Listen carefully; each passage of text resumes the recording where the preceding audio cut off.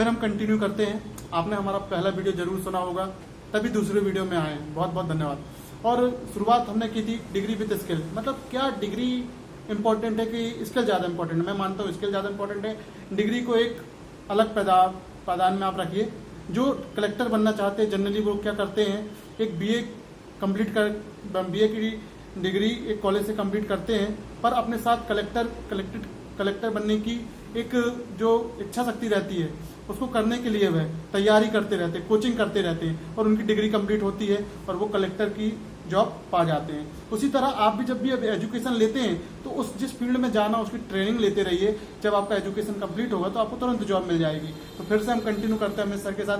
Sir शुरुआत करते हैं। तो पिछले वीडियो में जैसे मैंने आपको सारे वो प्रॉब्लम बताए जिसके कारण आपकी जॉब आपसे दूर रहती है। अब मैं यहाँ पे आपको 10 ऐसे स्किल आपको बता रहा हूँ जो जॉब या बिजनेस जो भी आप करना चाहते हैं उसके लिए ज़रूरी है, और इन स्किल्स को यूनेस्को ने भी प्रमाणित किया है और उन्हीं के द्वारा ये स्किल्स जो है पूरे वर्ल्ड में प्रोफेशनल्स को बताए गए हैं, जो 2025 तक हर प्रोफेशन को मानने पड़ेंगे, और आप भी इनको बहुत जल्दी पॉलिश कर ले। सर इनमें हमने अलग अलग वीडियो बनाए हैं इस स्किल पर। बच्चे अगर चाहें तो उस वीडियो को भी जाके देख सकते हैं। अलग अलग इनमें तो अलग अलग वीडियो भी बने अपने। हाँ, अलग अलग वीडियोस में हम लोग ने बहुत सारे पहले बना के रखे हो, तो आप उन वीडियोस को भी आप चैनल में जाके देख सकते हैं। तो मैं पहला स्किल आपको ये कह रहा हूँ कि अगर आप बहुत बड़े प्रोफेशनल बनना चाहते हैं तो आप अपने अंदर एक स्किल डेवलप करें, वो है प्रॉब्लम सॉल्विंग स्किल। कोई भी कंपनी, ध्यान रखिएगा, ये उम्मीद करती है कि जब कंपनी के सामने दिक्कतें आएंगी तो आप जो है वो प्रॉब्लम को अपने मेंटली पावर से सॉल्व करेंगे, ना कि आपको हमें रास्ता दिखाना पड़े। तो प्रॉब्लम्स को सॉल्व आपको करना है, वो भी बिना स्ट्रेस लिए, बिना समय की बर्बादी किए। तो प्रॉब्लम सॉल्विंग स्किल को बहुत बेहतर करें। नंबर दूसरा स्किल जो आप अपने अंदर डेवलप करें वो है डिसीजन मेकिंग स्किल, डिसीजन लेने की क्षमता। और डिसीजन, ध्यान रखिएगा, आपको बिना रुके, बिना समय व्यर्थ किए, बिना किसी प्रकार के मेंटल प्रेशर के लेना पड़ेगा। भले उसके रिजल्ट्स अगर गलत भी आ जाए तो भी आपको हमारे यहाँ डिसीजन तो सर लोगों के कोई और दूसरे लेता है। और अक्सर क्या होता है कि आपकी लाइफ के क्योंकि डिसीजन 90% टाइम आपके माता पिता ने लिया हुआ है, इस कारण से आप अपने डिसीजन कई बार ले नहीं पाते। और कंपनीज ऐसे एम्प्लॉयज़ को मांगती है जो डिसीजंस लेने में बहुत मास्टर हो, जो सही समय पे सही डिसीजन लेकर कंपनी को बचा ले। तो ये पावर आप अपने अंदर जरूर बनाएं। नंबर तीसरा मैं आपको बता रहा हूँ कि आप अपने अंदर क्रिएटिव थिंकिंग को डेवलप करें, नई सोचने की क्षमता। हाँ, क्योंकि देखिए पुराने पैटर्न पे अगर आप काम करते रहेंगे तो कंपनी बहुत ज़्यादा समय तक आपको जो है वो अपने साथ रख नहीं पाएगी। वो नए फ्रेश विचार वाले यूथों को ज़्यादा मौका देती है। तो आप क्रिएटिव थिंकिंग करें, आप कुछ नया करने का सोचें, कंपनी में कुछ नया करके दिखाएं, जिससे आपका जो है कंपनी में रैपो बिल्ड हो, आपको प्रमोशन मिले और आप बहुत जल्दी एक मैनेजमेंट के बड़े पद में भी जा सके। सर आज लोग नंबर पे खेलते हैं। मैंने देखा, रे मेरे तो 89 नंबर आए, मेरे तो 90 नंबर आए, 90% आए। बाद में जब मैंने देखा है 90% वाले को वो नहीं मिलता जो 50% वालों को नौकरी जल्दी मिल जाती है। कारण क्या रहता है? उनका कम्युनिकेशन स्किल अच्छा रहता है, उनकी जॉब स्किल अच्छी रहती है, हार्ड स्किल, सॉफ्ट स्किल अच्छी रहती है। बेचारा 90% वाला डिग्री लेके घूमता है।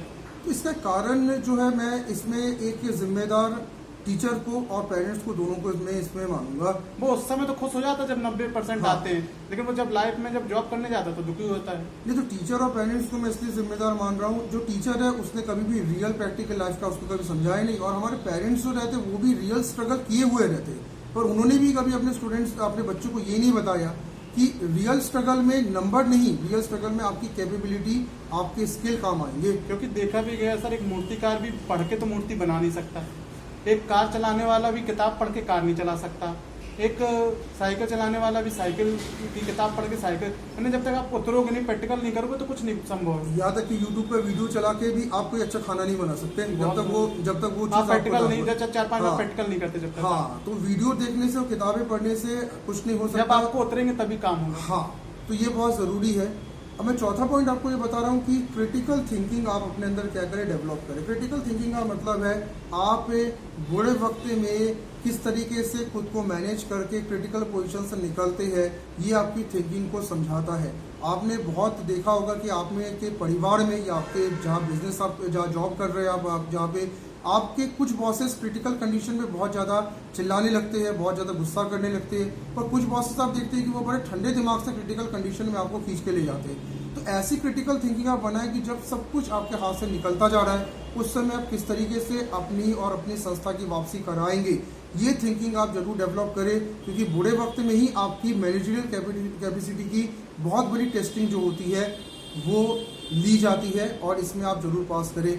सर आज आप स्टूडेंटों को क्या सलाह देना चाहते हैं, जैसे जो 12th कर रहे हैं वो क्या ऐसा करें कि इसको ट्रेनिंग लेके वो बहुत से जल्द 3 साल में अपना जॉब पा सकें? देखिए, मैं पहले तो 12th के स्टूडेंट्स को ये कहना चाहता हूँ, अनफॉर्चुनेटली क्योंकि छोटे शहरों के स्टूडेंट्स को खास करके मैंने ज़्यादा देखा है कि जैसे ही वो 12th में आते हैं और उनके मन में उमंग छाने लगती है कि अब तो कॉलेज आ रहा है, अब तो स्वतंत्रता के दिन है, अब तो वो सब कुछ हम करेंगे जो हमारी इंडियन फिल्म्स में, हिंदी फिल्म्स में दिखाया जाता है। लेकिन सैड ट्रुथ मैं आपको ये बता रहा हूँ कि 12th के बाद आपको कैरियर कॉन्शियस ज़्यादा होना था, ना कि आप अपने ज़िंदगी में दूसरे चीज़ों पे ज़्यादा ध्यान दें। तो सबसे पहले तो कैरियर को ज़्यादा 12th के बाद अप्लाई करें, क्योंकि 12th के बाद जो 3 या 4 साल जो आप देते हैं कॉलेज में, वही डिसाइसिव होता है आपके आने वाली ज़िंदगी का।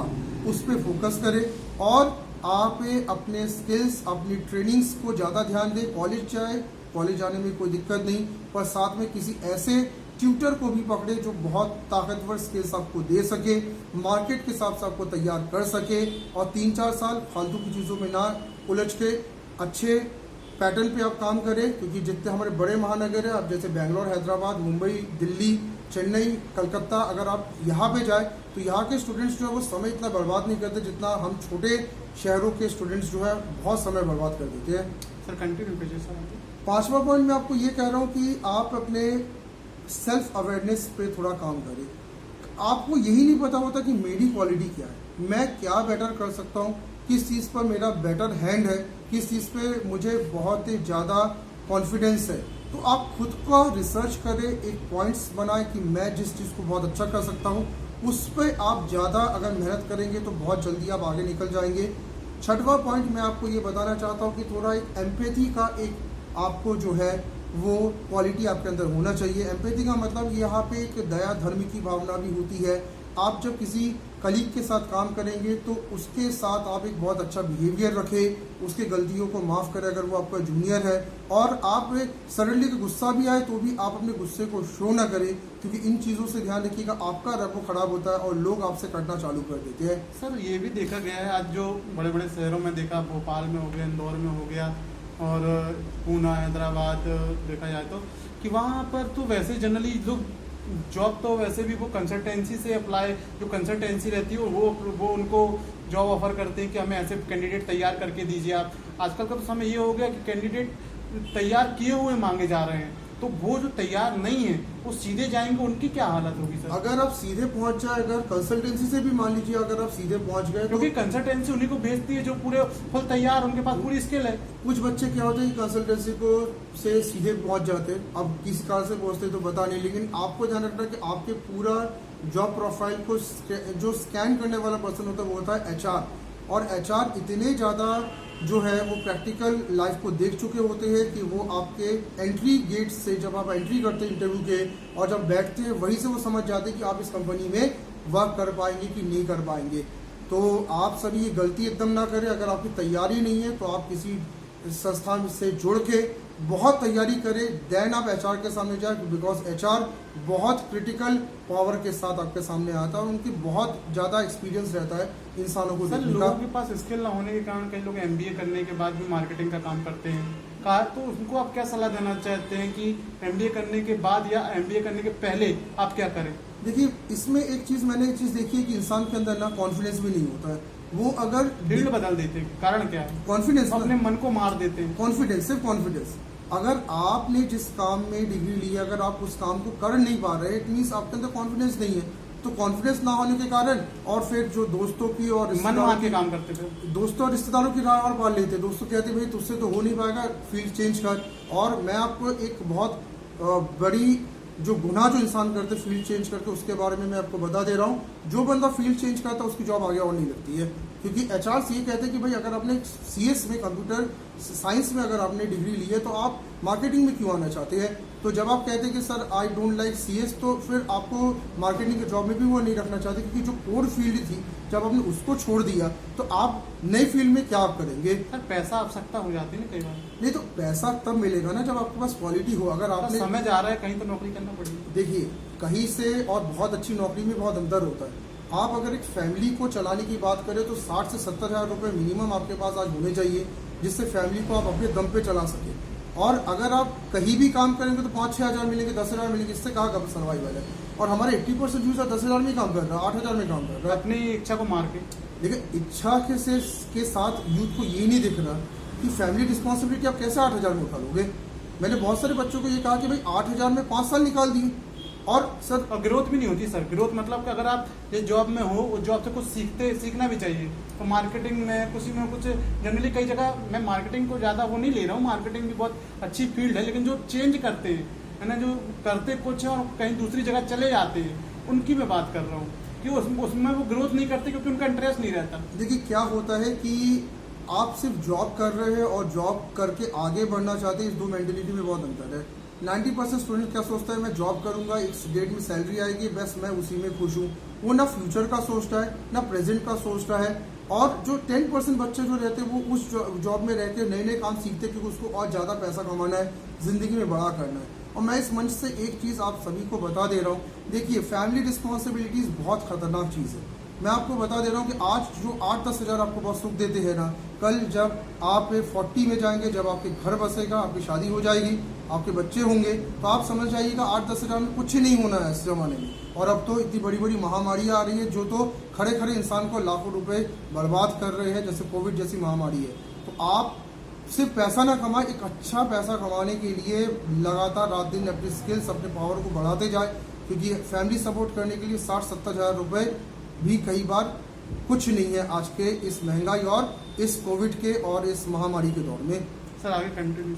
मैं 7th पॉइंट आपको ये कह रहा हूँ कि आज एक बच्चे बहुत बड़ी गलती कर रहे, वो रिलेशनशिप एक दूसरे के साथ बनाना चाहते नहीं है। ज़्यादातर वो ऑफिसों में भी जाते हैं तो 6 घंटे 8 घंटे जो साथ में रहते काम किए, उसके बाद फिर हम आपको नहीं जानते, आप कौन हो, हम कौन है। हाँ, ये फॉर्मेट चल रहा है। यहाँ तक कि हमने तो ये भी देखा है कि कुछ जगह ऐसा भी चलता है कि आप जब कभी कहीं पे आप फंक्शन में जाते हैं तो फंक्शन में भी आप ज़्यादातर किसी से बात नहीं करते।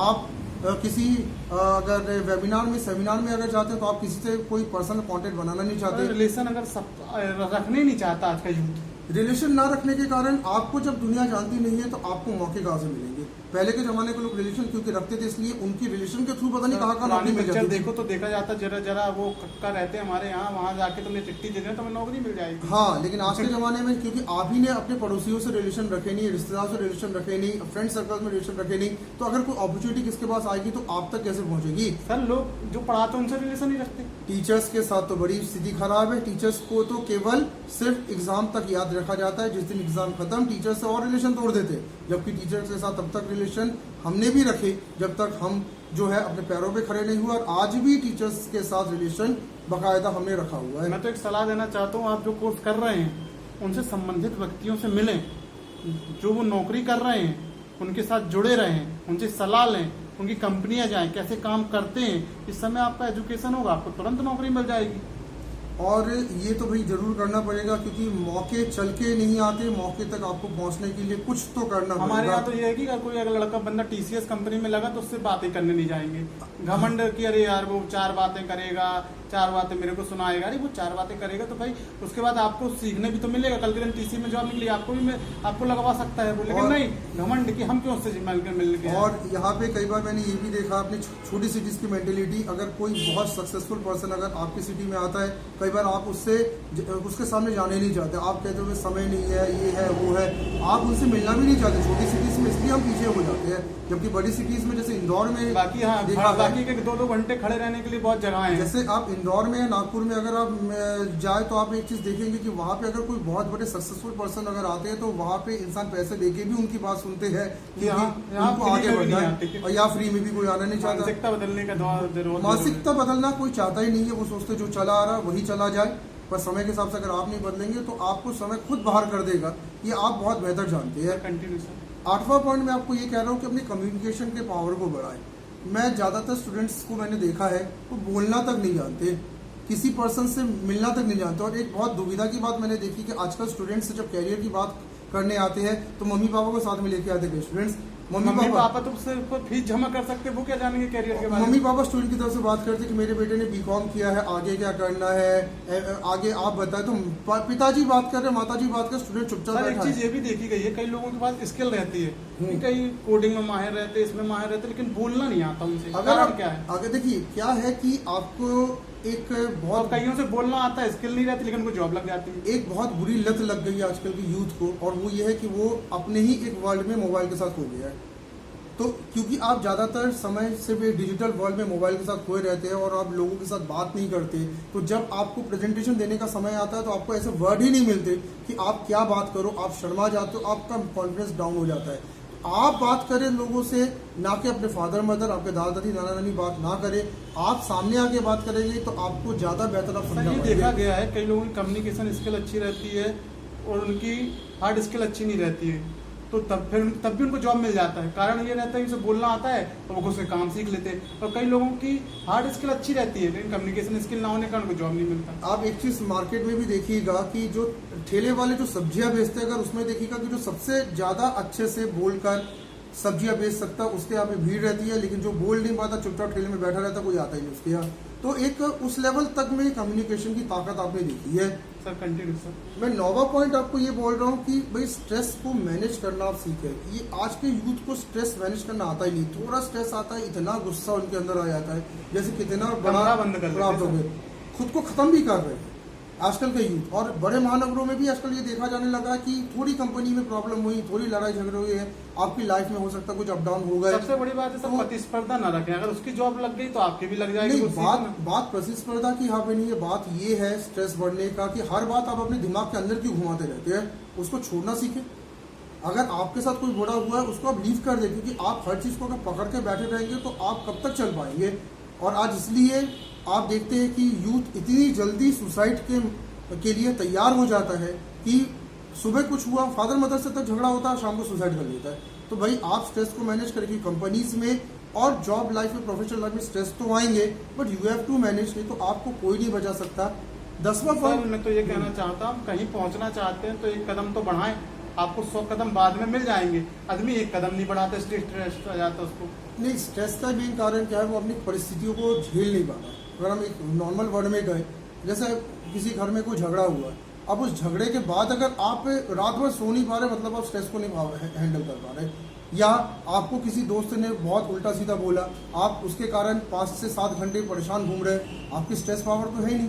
तो स्ट्रेस को आप रिलीव करने का एक तरीका छोड़ दे, जो कुछ हुआ तुरंत छोड़े और आगे अपनी तैयारियों में लग जाए, क्योंकि हर चीज को पकड़ के आप बैठेंगे तो आप आगे नहीं बढ़ेंगे। Sir last point. Sir last point मैं आपको ये बता रहा हूँ जो स्ट्रेस से रिलेटेड है, वो है इमोशन मैनेजमेंट। देखिए हमारे शरीर में 4-5 ऐसे इमोशंस हैं जिनने बहुत हद तक कईयों को बर्बाद किए। एक इमोशन आपका रहता है गुस्से का, एक इमोशन रहता है आपके प्यार का, एक इमोशन रहता है दुख का, एक इमोशन रहता है सुख का, और एक इमोशन रहता है जलन का। ऐसे पता नहीं कितने इमोशन तो हमने पाले, पर ये 4-5 इमोशन मैंने जो बताए, ये इमोशन कितने लोगों को बर्बाद किए आप खुद देख पा रहे हो। और इन इमोशन को भाई अगर आप मैनेज कर ले तो डेफिनेटली आप बहुत आगे निकलेंगे, नहीं तो दुनिया इतनी जल्दी आपसे आगे निकलेगी कि आपको समझ नहीं आएगा कि आप कहाँ बर्बाद हो गए, क्या आपने गलत किया। और रिटेक का मौका देखिए फिल्मों में मिलता है, रियल लाइफ में नहीं मिलता है, इसलिए लाइफ के साथ खिलवाड़ ना करें। लाइफ में आपको बार बार मौके नहीं मिलेंगे, ये चीज़ आप ध्यान रखिएगा। Thank you sir. आज अपन ने 2 वीडियो बनाए, चर्चा थी डिग्री विथ स्किल। जाना हमने कि कहाँ कमज़ोर हैं हम। एजुकेशन लें जरूर लें, पर अपनी स्किल को पॉलिश करते रहें, क्योंकि आपकी पॉलिश किया हुई चीज़ ही आपको आगे ले जाएगी। अगर आपके पास स्किल है, काम करने का अनुभव है, सीखने का अनुभव है, तो आपको नौकरी जल्दी मिल जाएगी। लेकिन आपके पास डिग्री है, डिग्री के बाद सिर्फ आप वहाँ घुस सकते हैं, काम नहीं कर सकते। तो आवश्यकता स्किल की है। ज़रूर आप एजुकेशन लें, बड़ी संस्थान में लें, पर कहीं आउटसाइड ट्रेनिंग लें, या वहीं ट्रेनिंग लें जहाँ से एजुकेशन ले रहे हैं, जिससे आप अपने भविष्य को सुनिश्चित कर पाएंगे। बिना ट्रेनिंग लिए या बिना स्किल लिए जिस फील्ड में आप जाना चाहते हैं उतर नहीं पाएंगे। क्या बात, सही बात कह रहा हूँ ना सर? हाँ, और आज के ज़माने में जहाँ डिग्रीज की जो महत्व है वो पहले की जैसे अब रही नहीं। आपके स्किल्स ही आपके जीवन को कहीं अच्छी जगह ले सकते हैं। तो जो 10 स्किल आज हमने आपको बताए, आप इसमें आज ही से ट्राई करें आज ही से मेहनत करें और जितना जल्दी हो सके स्किल्स पे कमांडिंग बनाएं, क्योंकि आने वाला समय डिग्री नहीं स्किल्स के दम पे ही आपको जीवित रहने के लिए प्रेरित करेगा। Thank you sir. फिर हम किसी वीडियो पर मिलते हैं आपसे, चर्चा बनी रहेगी। आप और हम जुड़े रहिए। धन्यवाद।